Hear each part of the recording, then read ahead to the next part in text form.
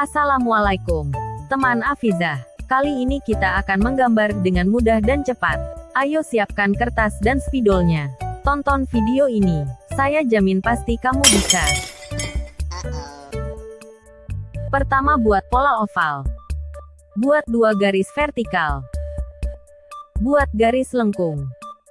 Buat 2 garis vertikal lagi. Buat garis horizontal. Bagian tengah beri garis lengkung seperti ini. Gambar sudah jadi. Saatnya mewarnai. Merah, kuning, hijau, biru, ungu, coklat dan biru. Ini hasil menggambar dan mewarnaiku. Bagaimana hasil gambarmu? Buat pecinta channel Afizah DIY, jangan lupa like, share dan subscribe channel Afizah DIY. Sampai jumpa di video lainnya. Bye-bye.